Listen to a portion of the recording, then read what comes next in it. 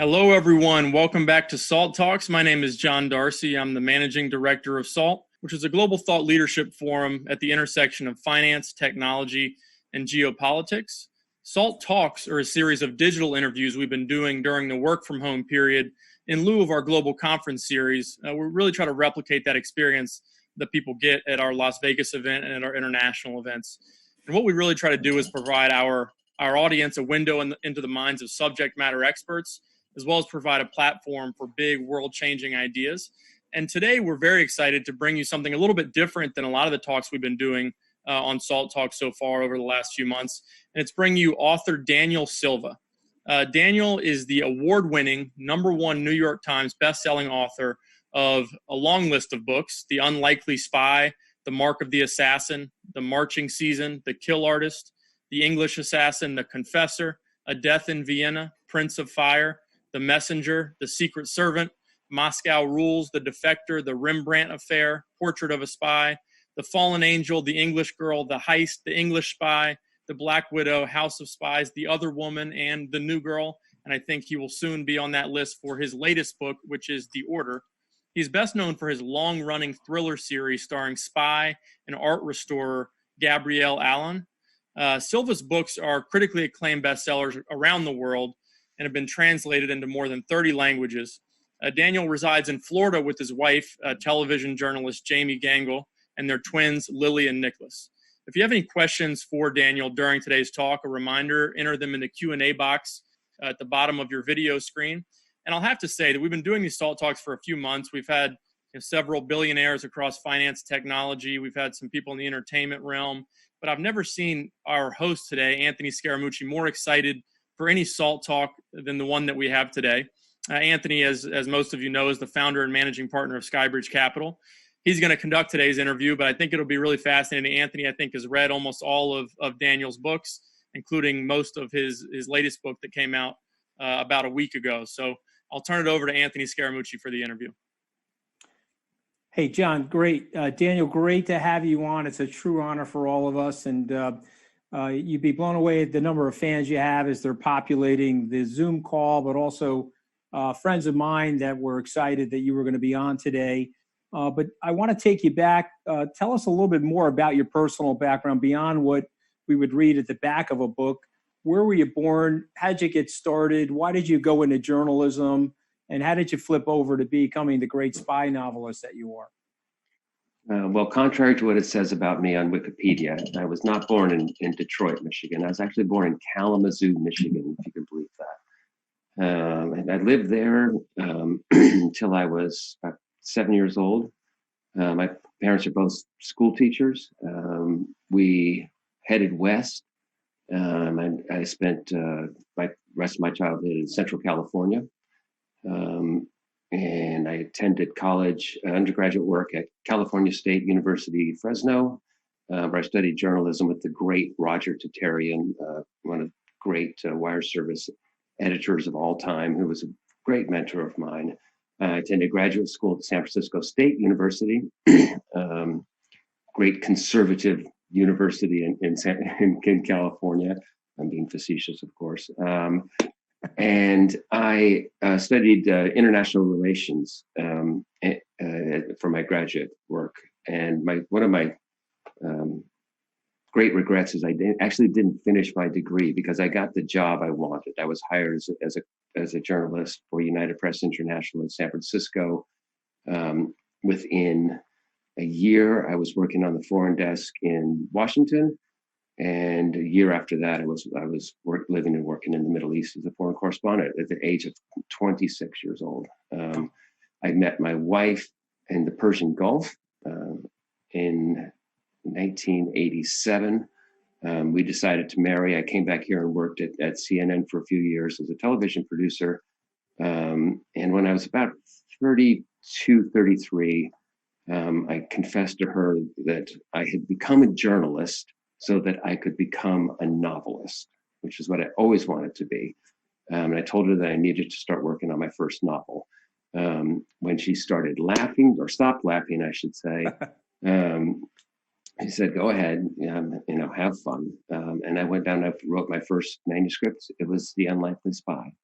And I left full-time journalism and became a novelist.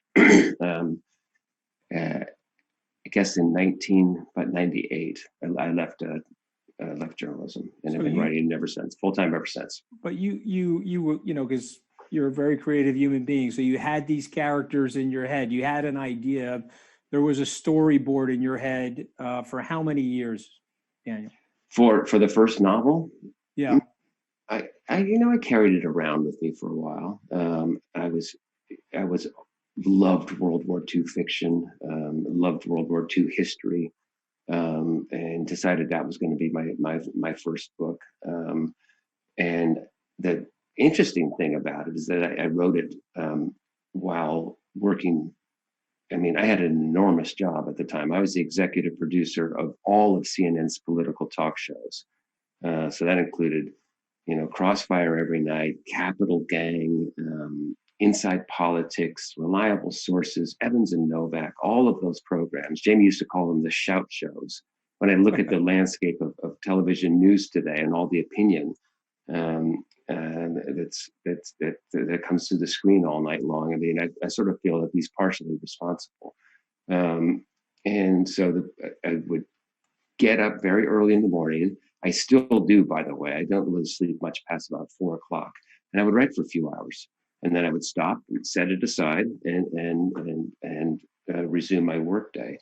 I sent the book in. I didn't have an agent, and I sent it in.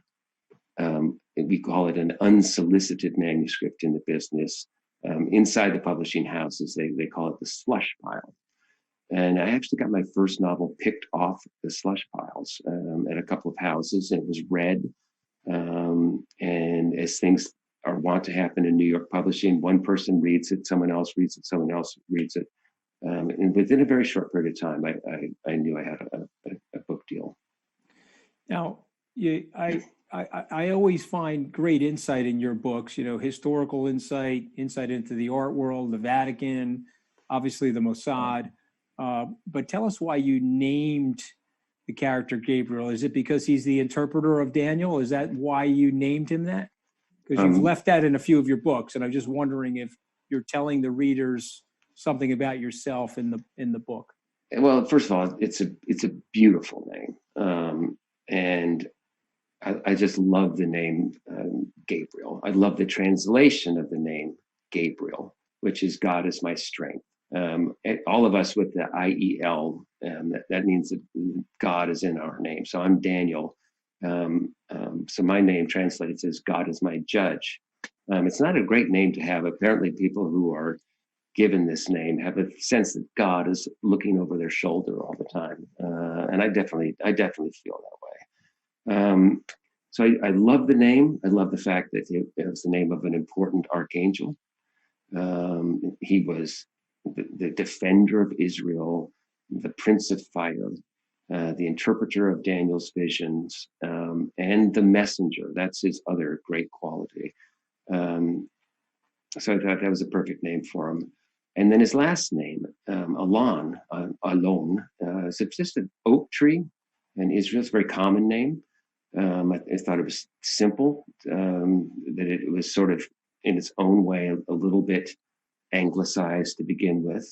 And I just like that solid as an oak. And then also that he's a restorer who works on wood and panels and frames. I just thought it suited his character. So I did work hard on the name, in service of a character who was supposed to be in one novel, by the way. He was not supposed to be a continuing character. He was supposed to appear in one novel and quite literally sail off into the sunset. And that obviously didn't happen. But that's the genesis of his name. Well, thank God it didn't happen, because these stories they're beautiful stories. They're very suspenseful, and it's always an exciting summer read. Tell us a little bit about the research that goes into this, because you are precise. You blew up one of my friend's restaurants, Cafe Milano. Okay, I love showing me the spot where the bomb went off. You've got the restaurants down in Italy better than the Zagat's community. And so tell us a little bit about your field research, and tell us a little bit about your research in the potential intelligence community, to the extent that you're able to talk about that. How do you get the ethos of these players so well? Well, in terms of, site research and trying to soak up as much of a place as possible, I do try to do that. I try to spend as much time in a place as possible that I'm writing about. We've obviously spent a tremendous amount of time in Italy. And one summer, we spent virtually the entire summer there. I used the house where we lived, this farm that we lived on in a couple of novels. I've spent a lot of time at the Vatican. I have, this book has a conclave scene in it. I've been in the Sistine Chapel alone. I've opened the door of the Nero, the little stove where they burn the ballots. I've been in the crying room. So I do a lot of site research as much as I can. And if possible, I like to go before I write in that little bit of down period. For example, when I wrote Moscow Rules, we spent a couple of weeks traveling in Russia. And that trip really influenced me. I could not have written that book without that time I spent there. Sometimes I will go to a place in the middle of the process. For example, with House of Spies, I wanted to set the end of the book in Morocco. And so I dragged everyone to Morocco for their winter break and sat over there traveling the country. And literally the way that the chase at the end works in that book, I was in each place writing it on the spot. Tremendous amount of book research. If you look at my acknowledgments in the book in front of you, you'll see the research that went into that book. And I mean, oftentimes for a project like this, I am up till one in the morning with the book open, doing my research. I obviously do a lot of research on security issues. I talk to as many people as I can in the business. Some of my best friends are spies, and some of my best friends actually work for the Mossad. It's not a relationship where I ask them, how do you do this? They wouldn't tell me anyway. And frankly, I want the freedom to sort of use my imagination and make it up. What I do get from them is their view of the world, their incredible intelligence, their sense of humor, which I hope comes through in the book. One of the things I discovered after creating Gabriel is that there are a number of really talented artists and musicians who happen to work for the Mossad. I don't know if it's a gene pool or the type of person that they look for, but Gabriel Lon is not the only painter that works for the office, as I call it. And you have great insight into the Catholic Church, by the way. And in your novels, I'm always reflecting upon my Catholicism and the evolution of Catholicism. And I saw your interview on Morning Joe, and I just wanted to ask you an elaborative question related to the Catholic Church. You suggested on Morning Joe that they are obviously under financial pressure, but there's something else going on. We see empty churches here in the United States. There's empty churches in Europe. Do you think that this is a temporary pause in this 2,000-year-old institution and there will be an eventual renewal? Or do you think that this is a more ominous sign of what's going on for Catholicism? I think it's difficult to overstate the depths of the crisis facing the Catholic Church right now. I'm sure that you talk about it with your Catholic friends. I certainly talk about it with my Catholic friends, that the sexual abuse scandal, this systematic abuse and cover up for decades and decades and decades, it's just shaken the church to its core. And there's just no getting around that. And I'm not sure it's an extinction level event, but it's going to take a long time to get over that. The immediate effect of that is, I think we're up to 19 dioceses and orders in the United States that have declared bankruptcy. I'm told that the Vatican is just really hanging by a thread, and the Holy See, I should say, in terms of its finances, that they're going to face a real financial crisis in the very near future. And when I talk to my more doctrinaire Catholic friends and who were more to the traditional end of the spectrum, they talk very openly about a coming schism within Catholicism. Yeah. I would hope not, but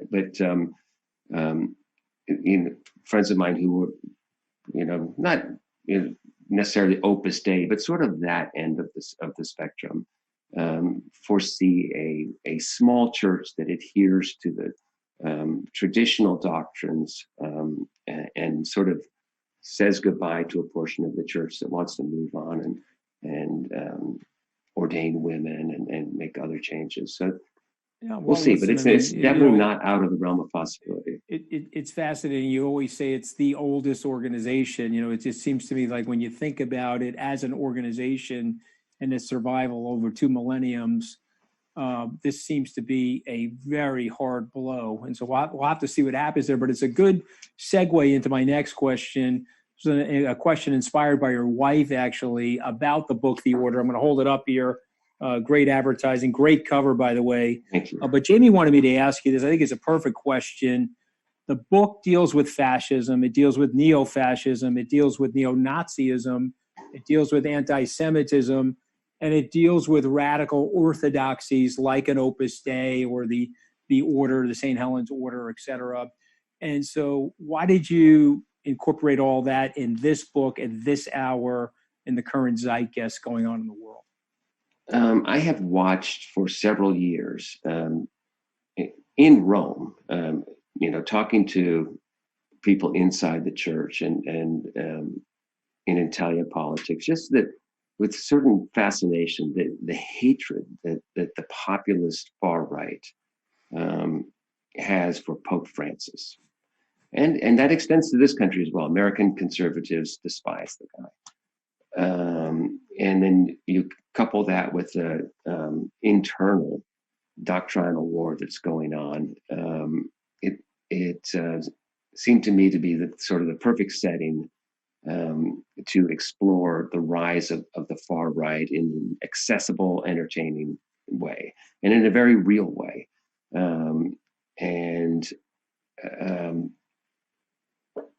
I wanted to couple that and pair that with the accompanying rise of anti-Semitism in Europe, which has reached levels really not seen since the middle of the last century. It's on the rise here as well, by the way. And to explore in this novel the roots of anti-Semitism. I don't know about you, but when the Tree of Life synagogue shooting happened in Pittsburgh, I was deeply alarmed by that. I mean, it was not only the worst single act of violence ever directed against Jews in this country, but then the nature of the attack. And we had a guy who's a sort of a white nationalist, I don't want to say his name, sort of white nationalist, white supremacist, immigration opponent. And his act of violence that he chose to carry out was not against immigrants, brown-skinned immigrants, but against Jews. I was incredibly alarmed by that. And I wanted to explore what is going on in this guy's mind. Why would he have targeted Jews when he's really angry about Hispanic immigration to this country?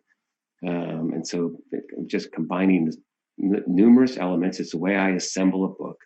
And the result of that is The Order.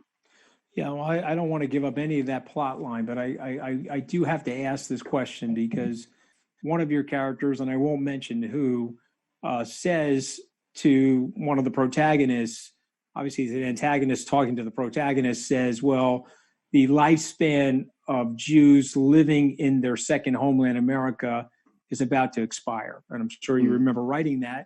And I was left reading that, thinking to myself, is there something ominous there? Is that a warning that you're putting in your book? Is there, and again, just for context for people listening, haven't read the book, you do mention that during the execution of Christ, certain things are discussed that are put into the Gospels about blood being on the children and the forebearers of Jewry or Judaism, and there's a very controversial 9 words, to use your expression.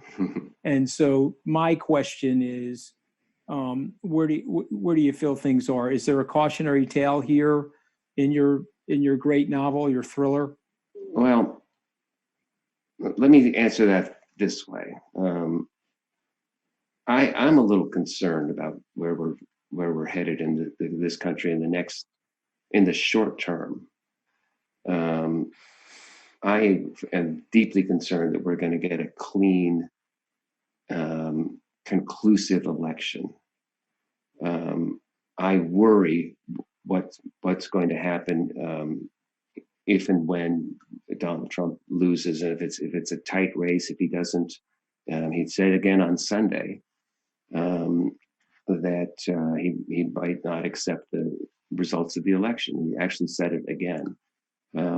I am concerned about just the general level of racism that's just bantied around our country right now, that's flowing through the internet like Niagara Falls, and the openness about it. And look, am I suggesting that Jews in the United States are in imminent danger? No.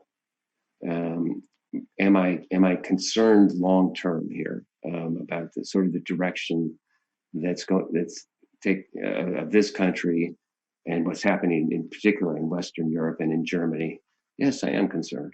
I am very concerned.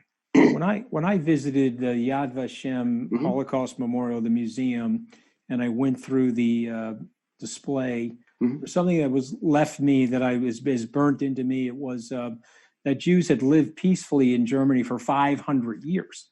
At least.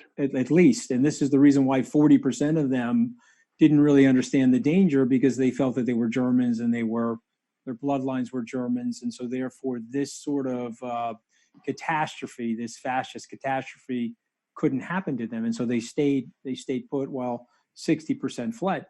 I guess the reason I'm bringing this up, though, is it ties back into your novels. You're fascinated with the Middle East and you're fascinated with Europe. And so these seem to be their plot lines. It's the Middle East and Europe. And why? Give us a little bit of color on that. Is it because of this history between the two regions? Without question. If you could see my wall back there, you'd see section that I have. I'm very envious of your wall. By the way, John Dorsey, who's going to be asking some questions, Daniel, that's a fake wall behind him. I just want to assure everybody. So if he gets a room rating, it'll be a fake news room rating. But you've got a genuine thing going on there. You would see an entire panel of that bookshelf that it contains every seminal work on the history of the Holocaust, the Second World War, the history of Judaism. That corner over there is the history of Roman Catholicism. It's a subject that endlessly fascinates me. The Jerusalem to Rome axis, Western civilization, how we came to be, and Gabriel stands astride that. From the beginning of his career, Europe was his area of. I guess he's gone to the Middle East a little bit, but mainly because he was a descendant of German-speaking Jews who came to Israel after the Holocaust, at least his mother. And because German was the first language he heard, it's still the language that he dreams in. It was just natural that his area where he was going to operate with was Germany and Europe. He's picked up a couple of other European languages, Italian. He speaks decent French. And that's just where I choose to set the books.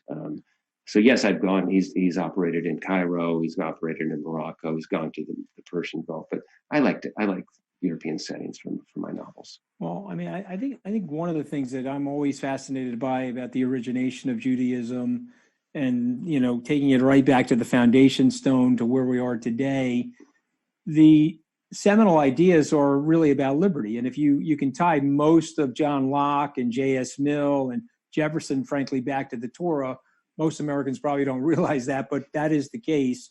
And one of the biggest things for me is the protection of minorities and the protection of not being ruled by the mob, but always having some minority protections in a situation. And so for so many years, the Jewish community has represented that as a beacon of liberty. And here is your protagonist. He is a defender of that idea. Without question. If he were an American kid in the 1960s, if he's that age, he would have definitely been in the South, fighting for voting rights and civil rights in the South. That's who he is. Yeah, no, he's the quintessential man of liberty and the quintessential man to protect individual rights and personal freedom. And so this is my question for you. It's not on the list, but I'm just very curious. We once had lunch together, and you said, the country is in a pretty good position. It's a very strong country now in terms of being able to take care of itself in that region of the world. Given everything that we just talked about and the rise of anti-Semitism, do you still believe that? Is it still on an upward trajectory, the state of Israel? Without question. You're a businessman. You know the region and the economy. Well, I knew the answer. I was leading you. I knew the answer, but I wanted you to state it. Look at in terms of what they're doing with their technology, how they modernize their economy so quickly.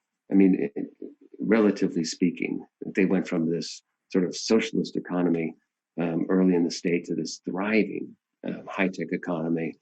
They got their water problem fixed. They've got energy, and they've got one major problem. They've got a huge problem with the Palestinians, and I just wish that we could come up with a formula to fix that in a way that can just have these two remarkable peoples living and working side by side, because it would be the coolest country in the world. No question. I see it. If we could find some formula to bring true peace and get these two people who've been living side by side in this place for centuries and centuries and centuries, and to work together, because I don't know how much time you get to spend there, but it's a lot of fun. Yeah, food is great, the weather is great, the beaches are great, and we're just can't get over that. I try to get there. I try to get there twice a year, and I find it to be one of my favorite countries. Before I turn it over to John, because we have a ton of questions in the queue, and I want to get to some of them. We all know that you're a voracious reader. Mm-hmm. Give us one book that you would suggest on the Holocaust, and one book that you would suggest on the history of the Catholic Church. It's on your wall. Boy. Well, it depends on what kind of Holocaust book you want to read. But the Friedlanders and Gilbert's one volume is very good. Martin Gilbert's one volume. He arranges it nicely so that you have a time, the year of what's happening, and you can just sort of see the evolution of the Holocaust very clearly in that one book. And then there are numerous. It depends on how deep you want to get, but in terms of specific things, like I read, down to the various death camps and the personnel and how it all happened. I am deeply immersed in this stuff, and you can spend many years reading about it, studying it, if you choose to. But I love Martin Gilbert's book. I'm sorry. The second question was on the Catholic Church, the history of the Catholic Church. Oh boy! You reference James Carroll's book, Constantine Sword. That is not a history of the Catholic Church per se. I think that the subtitle of that is the roots of anti-Semitism in the New Testament. Right. I believe that's the subtitle. So that's very specific. But you will actually, when you read Carol from beginning to end, you will go on a journey. You'll start with the way he arranges that. You'll start with John Paul and his important work that he did on this issue, incredibly important work. And you'll just go along for the ride. You'll go back to why the Gospels were written the way they were, the Church Fathers, Augustine, the Middle Ages.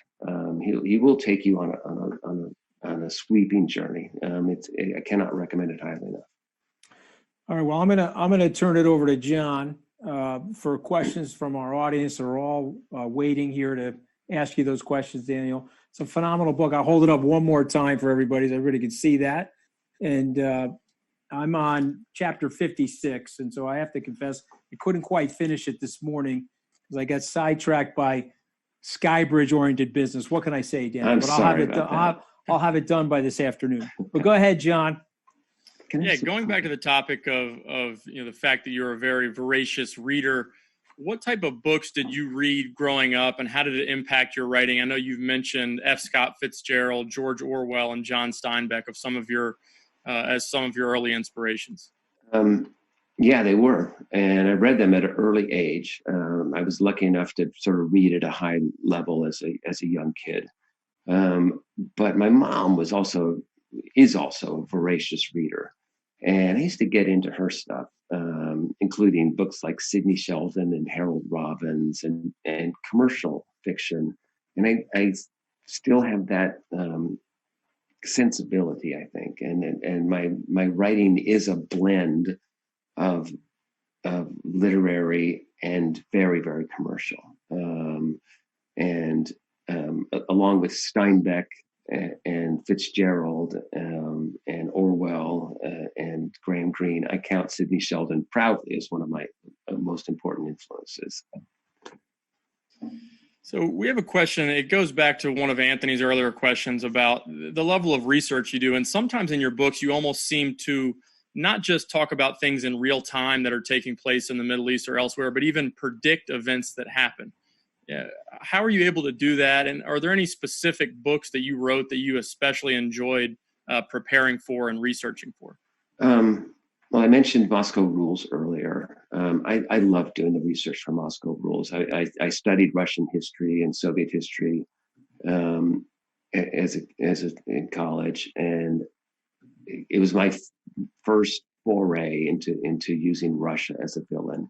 It was before the Russians were quite villains. I was kind of ahead of the curve on that one. A book I did a few years ago called The Black Widow truly forecast and predicted that ISIS was going to be a problem in Europe. That these guys coming out of Europe, of Syria and settling back in Europe, that it was only a matter of time, I felt, before Europe came under attack from ISIS. I started The Black Widow before the attacks of November 2015. As I say in the foreword of the book, I almost set it aside because it was just what I had written was so close to the way those attacks unfolded, including the fact that I had used Molenbeek in Belgium as a setting and a place where the attacks were planned from. It was so eerily close that I just almost set it aside. I didn't want people to think that I had watched the attacks and then wrote a book about them. So then I explained what happened in the foreword and finished the book as planned. We have a question, and obviously we don't want you to give away any future storylines of future books, but someone asked how the current discussions in Israel about annexation of the West Bank might inform your storytelling and characterization, potentially in the next Alon book, especially given the disparate emotions and opinions on the Barak team of agents that Gabriel works with. Yeah. Who asked that question? It was Susan, and I'll protect her identity, but obviously okay, that's a really great question. Look, I did something in The New Girl where Gabriel and KBM, as I called him, my Saudi crown prince, are actually driving through the West Bank. And KBM is annoyed at all the settlements that he's seen. And I had Gabriel say aloud for the first time that the two-state solution was dead. We have to come up with a new formula. And I believe that is a statement of fact, that it is dead. And I will say that annexation for me is going to be interesting to write about, because I do not support annexation, and I'm not sure Gabriel does. I mean, his mentor, we used to, wonder what they really thought. Was Gabriel a one-stater or a two-stater? He was a two-stater, at least for a while. He recognizes now that two states are not possible, but annexation is going to be difficult for me to deal with. The next question, the order sort of feels in many ways like a book of celebration of core Christian teachings. What are some of the lessons that you want the reader to take away from the order? Some of the lessons? Yeah.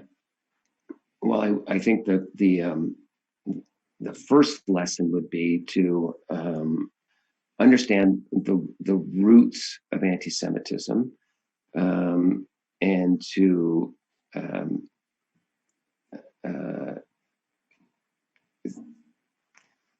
stress how important it is that we deal with this issue honestly and forthrightly, because I am concerned about the rise of anti-Semitism. I'm sorry, the second part of the question was? Yeah, just in general, the book seems very thematic about Christian teachings and just lessons to draw, and you answered that pretty well, and we can move on. But in terms of look, it is in the end, it's a story of a remarkable friendship between a Jewish man of faith and a Christian man of faith, and that these two guys can work together to try to repair the damage of the past. So in the end of this book, it's definitely a novel of hope. We have a lot of questions about what's next. I think a lot of your fans have probably poured through the order and are wondering to themselves what happens next in this story and what happens to some of your other characters. Have you thought about in terms of whether you're going to write another Gabriel Allon book, you're going to go back to Michael Osborne, what's the future of Ari Shamron, and other things like that? What is next in your mind after this book? Well, one of the things I do in order to sort of heal from the process of finishing a book is I start the next book right away. And so this is the manuscript for the next novel, the 60 or 70 pages that I've got. It is a Gabriel Allon novel. It deals with Russia, and it will contain all of the characters that we've come to know and love, and a couple of new ones. We have a couple questions about Ari Shamron, whether he's being phased out of the books or whether we're going to see him again. And again, don't want you to give away anything in your storylines.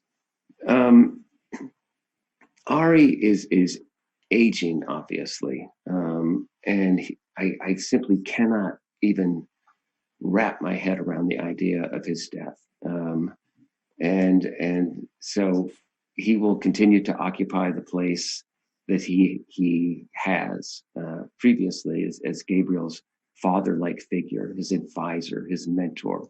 And this, because of the structure of this novel, I actually doesn't appear in this one. It might be the first one he's never appeared in, but I have no plans to usher him off the stage anytime soon. Another question about your future writings. Would you ever consider writing a nonfiction historical analysis based on all the research you've done of these geopolitical and religious issues, or do you think you'll continue to write in the context of nonfiction or fiction thrillers? Yeah, I will always write novels. And I think at a certain point, I'll probably write a non-Gabriel book. I'm in the enviable position at 20 books into the series that they're still on the way up. I sell more with each publication. So I guess it would be, publishing malpractice for me to suspend the series anytime soon. But at some point, I really do want to write some standalone novels, and I'll get to them eventually. Well, Sandra adores Christopher Keller and wonders if there's any chance that he might appear in a standalone book in the future. Yes. Yeah. I actually have several sort of, one-sentence outlines, two-sentence outlines for Christopher books. I think he's getting fuller and fuller with each outing. I think he's been ready for his own book for some time, but he's really ready for one now. And this is a question relevant to us. We recently had our SALT conference in Abu Dhabi, and we've become close with several prominent Emirati families and officials there about the rise of the UAE and its warming and its relationship with Israel and its general disposition to try to foster collaboration in the region. Do you think Gabriel might spend some time in Dubai or Abu Dhabi in the future? Definitely. It's not something that I actually write about, but he does spend time in Dubai and Abu Dhabi and Saudi. It's just the most interesting development and important developments in the last 5 years. This growing closeness between Israel and particularly the Gulf states. And that's one of the things that annexation is going to throw a spanner in the works. Hopefully it won't collapse that new cooperation. But I think that if I were the Director General of Mossad, and I've got great relations with the Gulf states that I've built up, good relations with the Saudis, I would worry about what annexation is going to mean for those. And then they've delivered blunt warnings about it, that there's going to be blowback if and when the Israelis do move forward with annexation. So we'll ask you one more question. First, I have a comment from Anna. She says, it's not a question, but thank you. My heart isn't ready for Ari to die. So thank you for that. Last question, we have several about this that I'll combine into one, but is a movie series about Gabriel Allon forthcoming? Is there any update on those plans that you can provide? Yeah, I sold the book about 3 years ago to MGM Television with the plan to turn it into a television series. My timing was not so great in that the little scandal known as Me Too blew up in Hollywood, and the rights reverted back to me. My wife is my business manager and handles all the negotiations on this front. And I think that she probably gets 2 or 3 calls a week at a time like this about potential entertainment packages. I had one of the best meetings I've ever had last week with a group that wants to make it into a television series, and just did the most beautiful outline of how they would do, seasons 1 through 5. So I guess I'm cautiously pessimistic that we can get this done. And I'm the problem. I'm very picky. He's a special character. My readers have a relationship with him, and I am obligated to make sure that that the character that ends up on the big screen or the small screen is like the one that I write about. And I think I've been able to maintain a lot of control in these attempts that I've tried to make it into a series, and that will remain true. But I am hopeful that we can get this done. Well, if Jamie's managing the process, then we're confident it'll get done right. Just like your background. So, don't try to take credit for your beautiful room rater. It's definitely Jamie's work. 10 out of 10. Yep, absolutely. What did Anthony get on his last one? I'm sorry. I think it was 1 out of 10, Daniel. No, I got 1 over Scaramucci, which is 1 out of 11. Okay, it was very disappointing, by the way. I'm sorry about that. Which is why I have an HD television screen behind me right now. But look, I have a lot. There's a lot of progress happening in my life, Daniel. We'll have to see I got depth and flow, but I don't have that. You have a television set, and you look so beautifully lit. And yeah, see that's a good dermatologist. Trust me. But But Daniel, thank you so much for your time. One of the things I want to say to the young people out there, here is a man that lived his dream. He had a great idea. He idealized his life.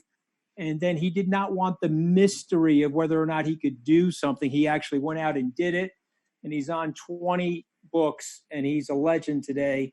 And so for the young people out there, you got to start one foot ahead of the other and try and live your dreams. And so with that, Mr. Silva, thank you again for an unbelievable read. And I look forward to seeing you soon. Thank you, Mr. Scaramucci.